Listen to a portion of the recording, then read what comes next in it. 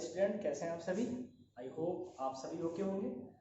Start करते हैं। आज हम लोग पढ़ेंगे सेक्स लिंक्ड डिसऑर्डर। ठीक है, अब इसमें क्या है, इसमें हमें दो चीजें पढ़नी, हीमोफीलिया और कलर ब्लाइंडनेस। सबसे पहले बात करते हैं हीमोफीलिया। देखिए हीमोफीलिया, हीमोफीलिया क्या है पहले कुछ समझ लीजिए। इसमें मैंने कुछ लिखा है, पहली लाइन दी है, ये जो है वो एक्स लिंक्ड या सेक्स लिंक्ड डिजीज है जो कि अप्रभावी है। वैसे मैंने अभी बताया था ना कि जहां पे अप्रभावी में क्या होगा कि दोनों, मतलब कि दो अगर क्रोमोसोम के सेट हैं एक समान, तो उन दोनों पे क्या होना चाहिए, दोनों ही ग्रसित होने चाहिए, उनके अंदर जो जीन है वो म्यूटेटेड होना चाहिए, उसे रिसेसिव डिजीज डिसऑर्डर बोलेंगे। इसमें क्या है, इस बीमारी का नाम रॉयल डिजीज रखा गया है। क्यों रखा गया अभी डिफाइन करेंगे कि भैया रॉयल बीमारी क्यों होती है। इसके सिम्टम्स क्या होते हैं, देखो इसमें नो स्टॉप ब्लीडिंग। अगर मान लीजिए कहीं इंजरी हो जाती है, मान लीजिए कोई व्यक्ति है, इसके ये हैंड में इसके क्या हो गया, यहाँ पे कोई कट लग गया, तो ब्लीडिंग क्या होगी, हमेशा हमेशा ब्लीडिंग होती रहेगी, उसकी ब्लीडिंग कभी नहीं रुकेगी। तो इस टाइप की बीमारी जिसमें क्या हो कि कोई व्यक्ति अगर कहीं कट लग जाता है उसकी स्किन में, उसकी बॉडी में, तो ब्लड निरंतर क्या होता है, बहता रहता है, निकलता रहता है, और जैसे उसकी बॉडी में क्या होगा, ब्लड की कमी होगी, ब्लड सेल्स की कमी होगी, उसकी डेथ हो जाएगी। अब देखो ये नॉन स्टॉप ब्लीडिंग, मतलब कि आप इतनी बात समझ जाए कि ब्लीडिंग नहीं रुकती है इसमें।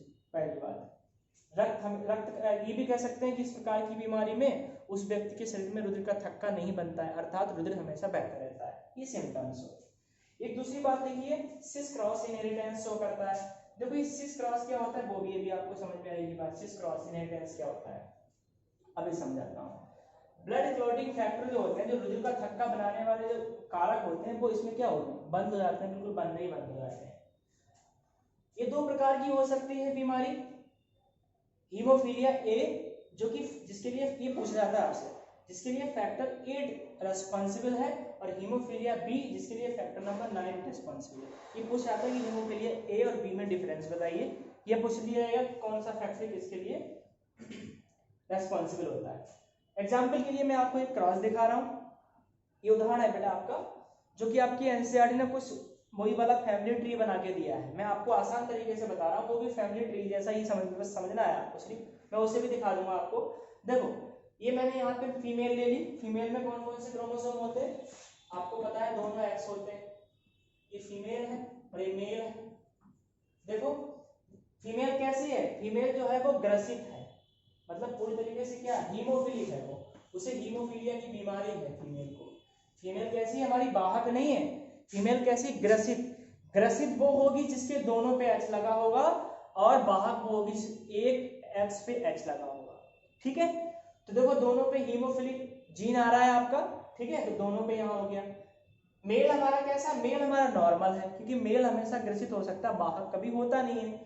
अब देखो इसमें से मैंने जीन निकाली, इसके दोनों समान है, इसका एक ले लिया, और इसमें क्या है, इसमें दोनों अलग अलग दोनों ले लिए। अब देखो इसकी मैटिंग मैंने इससे कराई, इस वाले एक्स की मैटिंग पहले ये कराई, यहाँ लिख दी, इसकी मैटिंग इससे कराई गई, यहाँ लिख दिया। देखो एन नॉर्मल है और एक पे नॉर्मल है, एक पे हीमोफिलिक है, मैंने यहाँ लिख दिया। अब देखो इसकी मैटिंग मैंने इससे कराई बाई से, तो बाई तो एक्स से मतलब ही नहीं, क्योंकि बीमारी कैसी है, एक्स लिंक्ड बीमारी है। ठीक है, बाई का कोई रोल नहीं है इसमें, और बाई का रोल तो वैसे भी नहीं होता, बाई कोई वाहक का कार्य करता ही नहीं है।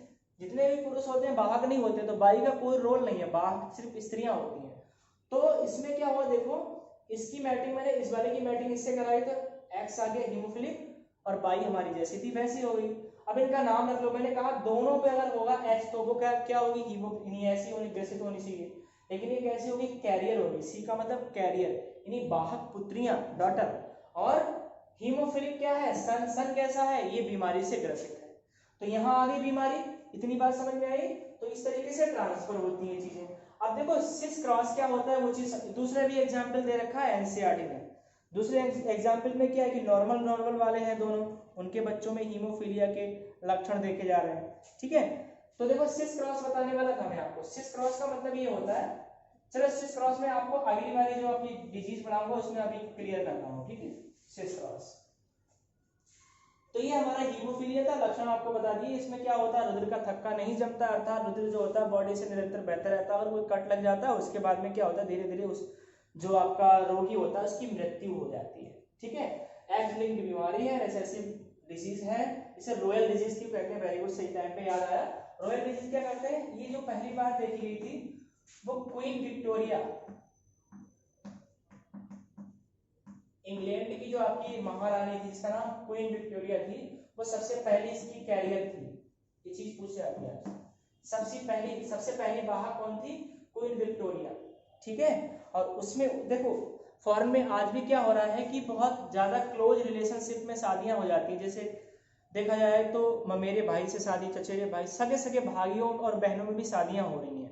ठीक है, और किंग खानदान में जो रॉयल का मतलब बहुत अमीर लोग हैं उनमें ऐसा हो रहा है, बहुत क्लोज होते हैं दूसरे के, फिर भी उनके मतलब क्या होता है, शादियां हो जाती हैं। तो इस प्रकार की फैमिली रॉयल फैमिली कहलाती है।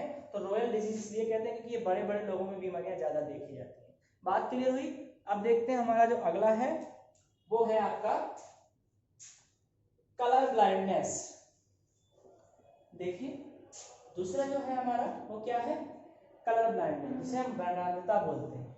ये भी हमारी कैसी बीमारी है? एक्स लिंक्ड है, मैंने बताया 23वें नंबर पे चेंज करेगी, 23वें नंबर का जो सूत्र होता है। रिसेसिव है क्योंकि इसमें दोनों क्रोमोसोम पे क्या होगा, दोनों क्रोमोसोम वाहक होंगे, दोनों म्यूटेटेड होंगे। ठीक है, और इसमें क्या है, इसके सिम्टम्स देखिए, ये इंपॉर्टेंट है आपके लिए। पूछा जाता है कि अगर ट्रेन का कोई पायलट है किसी का, जहाँ पे ग्रीन और रेड सिग्नल की बात होती है, उसमें एक टेस्ट होता है, वो ये आपका कलर ब्लाइंडनेस का होता है कि क्या ये व्यक्ति हरे और लाल में पहचान कर सकता है। ये लिखा है कि रेड ग्रीन कलर में क्या कर सकता है, पहचान नहीं कर सकता, वो आइडेंटिफाई नहीं कर सकता है कि रेड कौन सा है और ग्रीन कौन सा। ये कमी होती है उसके अंदर व्यक्ति के। और कहाँ होती है? तो उसकी आंखें होती हैं, आंखों के अंदर शंकु कोशिकाएं पाई जाती हैं। तो शंकु कोशिकाएं और आइरिस पार्ट हमारे क्या करते हैं, आंखों में कलर की पहचान करते हैं, कलर को आइडेंटिफाई करते हैं। तो ये क्या होती है, इनमें परिवर्तन आ जाता है, इनके जीन में चेंज आता है। इनके जीन में चेंज आने के कारण क्या होता है, इनमें पहचान नहीं होती। ठीक है, अब देखो अगर पूरी दुनिया में देखा जाए तो 8% जो इसका रेशियो रहता है वो मेल में रहता है, और फीमेल में सिर्फ 0.4%। फीमेल इसकी वाहक होती है, मेल इसका वाहक नहीं होता, लेकिन मेल ग्रसित ज्यादा होते हैं, ग्रसित मेल ज्यादा होते हैं, वाहक फीमेल ज्यादा होती है। ठीक है, तो इनमें देखो बीमारियां कम है फीमेल में। इसका रीजन आपको अभी क्लियर हो जाएगा ऐसा क्यों होता है। ठीक है, मान लीजिए हमारे पास, मैं आपको एग्जांपल समझा रहा हूँ, देखिए मान लीजिए हमारे पास एक क्रोमोसोम है। ठीक है, ये हमारे पास एक सेट हो गया क्रोमोसोम का, और ये क्या हो गया हमारे पास। अब देखो ये क्या है, फीमेल है, तो मैंने लिया कि हमारे पास मान लीजिए ग्रसित फीमेल है। ग्रसित कैसा मतलब क्या, कि वो कलर ब्लाइंडनेस है, तो मैंने यहाँ पे सीबी लिख दिया और यहाँ पे भी सीबी लिख दिया क्योंकि दोनों जीन पे होना चाहिए कलर ब्लाइंडनेस। और यहाँ पे मैंने नॉर्मल लिख दिया क्योंकि नॉर्मल है, इससे मतलब है। अब इसमें मैंने क्या किया, इसकी मैटिंग कराई, तो मैटिंग कराने के लिए हमें क्या करना पड़ेगा बेटा, हमें इसकी क्रोमोसोम लेने पड़ेंगे। ये एक साइड मैंने यहाँ लिख दिया सीबी लिख दिया, ये खराब जीन है, ये भी खराब जीन है, ये अच्छी जीन है। खराब जीन का मतलब है म्यूटेटेड, अर्थात इसमें इस वाली बीमारी का जीन प्रेजेंट है। ठीक है, अब देखो इसका मैंने मैटिंग करा दी, इससे इसकी मैटिंग करा दो और इसकी इससे मैटिंग करा दो। जब इससे इसकी मैटिंग कराएंगे तो क्या बनेगा, देखो एक पे तो सीबी आ जाएगा ऑलरेडी, एक पे आ जाएगा नॉर्मल। अगर इस पे आ जाइए, यहाँ पे क्या है, तो सीबी तो वैसे आ जाएगा, सीबी आ जाएगा यानी कलर ब्लाइंडेड वाला, और ये बाई आपका ऐसे आ जाएगा। ठीक है, ये एक्स गुणसूत्र है, ये बाई है, ये दोनों कैसे हैं, एक्स एक्स। तो अभी कैसा हो गया, देखो ये तो हो गया, कैसा हो गया, ये तो कलर ब्लाइंडनेस से क्या है, ग्रसित है, तो ये ग्रसित पुत्र हो गया। और ये देखो एक पे है ना, तो ये वाहक हो गई पुत्री, कैसी होगी, वाहक होगी, वाहक। ठीक है, ये तो मैं आपको सिर्फ ये बता रहा हूँ कैसे जीन खराब होते हैं। एग्जाम्पल उठा लेते हैं, मान लीजिए क्वेश्चन आपसे पूछा जाता है कि एक कलर ब्लाइंडनेस ग्रसित यानी वर्णांधता से ग्रसित स्त्री का विवाह एक सामान्य पुरुष से होता है, तो उनके बीच संतानों का रेशियो क्या होगा। ठीक है, आसान है, बहुत आसान है, आप सभी जानते हैं। देखिए मैं यहाँ से ले रहा हूँ, जैसे मान लीजिए एक्स एक्स क्या है आपके, ये क्या है, ये फीमेल का है, फीमेल, और फीमेल हमारी कैसी है, colour blindness, colour blindness female. ठीक है, और मेल देख, मेल का ये होता है ना, कैसा है male, male is normal, male कैसा है, नॉर्मल है। तो अब इनमें क्या हम गैमेट बना लेंगे, इसका तो एक ही गैमेट बनेगा, ब्लाइंडनेस को चाहे तो सी से रिप्रेजेंट कर दो, आप बी ने लगाओ, यहाँ सी हो गया, यहाँ सी हो गया, दोनों सी हो गए, यहाँ तो एन आएगा, ये तो नॉर्मल है ना, यहाँ से एक और सूत्र मैंने क्या निकाल लिया है, ये आपका निकाल लिया सी वाला, देखो ये सी लिख दिया इसके ऊपर मैंने, और यहाँ से हमारे पास दो बनेंगे, यहाँ पे कितने बनेंगे, दो, एक्स और वाई, तो दोनों इस तरीके से बना लेंगे। एक्स कैसा है हमारा, नॉर्मल है बेटा, एक्स कैसा नॉर्मल, मैटिंग करा लेते हैं, देखो मैटिंग इस तरीके से होगी कि ये आ गया और इसकी ये आ गया, मैटिंग कराने, देखो ये मेरे तरीके अपने अपने अलग हैं, आप बस समझिए इन चीजों को, आपको इजी पैटर्न बता रहा हूँ मैं, ठीक है। आप पता नहीं कितना उलझ जाते हैं, आपको यही नहीं पता किसका गुणसूत्र मुझे कहाँ मिला के कहाँ लिखना है।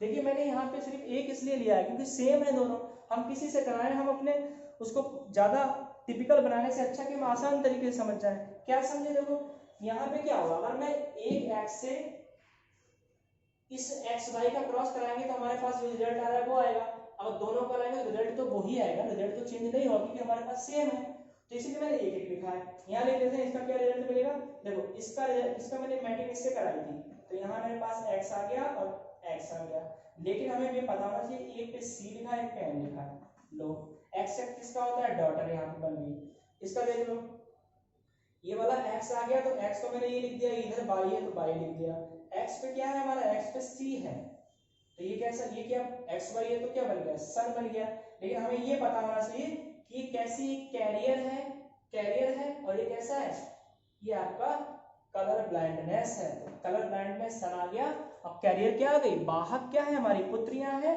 और पुत्र कैसे हैं, पुत्र सभी ग्रसित हैं, तो देखो यहाँ पे भी तो हमें मिल रहा है ना, देखो वाहक तो ये आ गई, ये तो ग्रसित नहीं है, लेकिन पुत्र कैसा आ गया, F1 जनरेशन में पुत्र कैसा है, पुत्र हमारा जो है वो ग्रसित है, लेकिन अगर इन्हीं की मैटिंग में F2 जनरेशन में कराऊं तो आपको पता क्या बनेगा, करा के देख लेते हैं कितना समय लगता है, देखो यहाँ पे देखो, देख रहा है आपको, देखो देखो अब देखो इधर समझो, ये देखो ये जो हमारे पास था F1 जनरेशन में था क्रॉस, ये कौन सी जनरेशन है, F1 जनरेशन, ये और ये देखो ये हमारी F2 जनरेशन है, ये हमारी कौन सी जनरेशन है, F2, इसको समझना ध्यान से, F2 जनरेशन में हमारे पास मेल कैसा है, देखो वाहक है, और फीमेल कैसी है, जो हमें यहाँ मिला था ना F1 जनरेशन में, उसको मैंने मैटिंग कराया यहाँ पे, अब देखो हमने यहाँ इनकी गुणसूत्र बना ली, वो बना लिए, गैमेट बना लिए, गैमेट बनाया तो एक ये बन गया, एक ये बन गया, इसका गैमेट बनाया तो ये, इस तरीके से दोनों अलग अलग कर लिए, क्योंकि सभी कैसे हैं, हेटेरोगैमेटिक कंडीशन में है, तो मैंने अलग अलग लिख दिए इनको।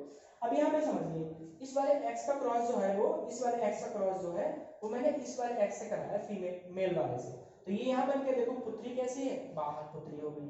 अब देखो इसी वाले x का मैं इस वाली y से कराऊंगा, लेकिन पुत्र कैसा बन गया, पुत्र तो ग्रसित बन गया ना, ये तो ग्रसित हो गया भाई, अब ये ग्रसित हो गया तो अब इस वाले x पे आ जाओ, इस वाले x पे देखो एक n है एक c है, तो ये कैसी है, तो वाहक पुत्री है, पुत्री कैसी है, वाहक है, लेकिन अब इसका y से कराया तो ये तो ग्रसित हो गया ना।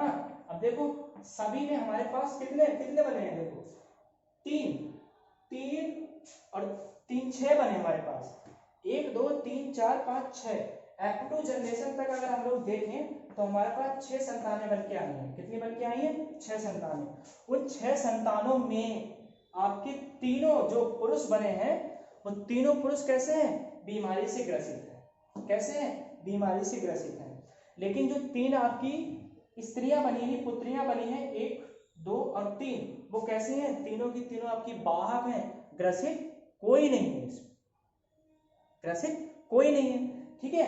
अब ग्रसित कोई ना होने का मतलब यहाँ पे यही तो शो करता है, देखो यहाँ से क्या हुआ, पिता से पुत्री में क्या हो रहा है, पहले तो पिता से पुत्री में अपोजिट चेंज हो रहा है, यहाँ अगर देखा जाए तो पिता और पुत्री में इंटरचेंजिंग हो रही है जीन की, देखो अगर मैं सामान्य कराऊं क्रॉस तब भी यही बात होगा, अगर आप पूछा जा रहा है कि पिता ग्रसित है और सामान्य पुत्री है तो वो सिस क्रॉस यहाँ पे शो करेगा। सिस क्रॉस का मतलब ये होता है कि पिता से अपनी पोती में क्या होना, जीन का स्थानांतरण होना, यानी पापा से पोते में और नानी से पोती में, पापा से पोते में जाना, क्या जाना, जीन का ट्रांसफर होना, क्या कहलाता है आपका, देखो पापा से पोते में किस तरीके से गए, यहां समझिए आप लोग, पापा से पोते में किस तरीके से गए, देखो यहां अगर देखा जाए, यहाँ देखो इसको इस तरीके, यहाँ इसको समझो, यहाँ ये वाला आ गया, ग्रसित हो गया, अब यही वाला क्या कहाँ पहुंचा, यहाँ पहुंच गया, अब इससे क्या होगा, देखो पोते में पहुंच गया ना ये वाला जीन, पिता से यहाँ पिता से नहीं आया था ना, यहाँ देखो समझो यहाँ ध्यान से, यहाँ तो पिता नॉर्मल था, यहाँ तो सिर्फ माता ग्रसित थी उसकी, ठीक है। लेकिन इससे पहले कहाँ पहुंचा, इससे देखो माता से आ गया बेटे में। लेकिन अगर बात करें कि मैंने आपसे ये बोला कि पिता से पोते में ट्रांसफर हो रहा है, तो पिता ये था, पिता नॉर्मल था, लेकिन यहाँ देखो पोता ग्रसित हो गया। लेकिन कैसे हुआ, पिता पहले यहाँ आके उसका बेटा हुआ ग्रसित, उसके बेटे से कहाँ पहुंच गया, अगली जनरेशन में बीमारी ट्रांसफर हो गई। इसी को हम लोग सिस क्रॉस इनहेरिटेंस बोलते हैं। पिता से पोते में खराब जीन का ट्रांसफर होना, पिता से पोते में खराब जीन का, क्योंकि यहाँ पिता से नहीं हुआ, यहाँ माता से हुआ है, तो इसे हम नहीं बोलेंगे सिस क्रॉस। सिस क्रॉस हमारा ये बोला जाएगा कि पिता से पोते में खराब या म्यूटेटेड जीन का ट्रांसफर होना। इस तरीके से आपका ये कलर ब्लाइंडनेस भी कंप्लीट होता है। आप इस तरीके से एक एग्जाम्पल इसका और दिखा सकते हैं। उसमें आपको क्या लेना है, ये आपका होमवर्क रहेगा कि सामान्य स्त्री का विवाह यदि वाहक पुरुष से होता है, तो वाहक हीमोफिलिक पुरुष से होता है, तो उनके बीच बच्चे कैसे जन्म लेंगे, कैसे बच्चे होंगे, ठीक है। तो हमारी ये दोनों बीमारियां फिनिश होती हैं, ठीक है। अब हम लोग पढ़ेंगे ऑटोसोमल डिजीज।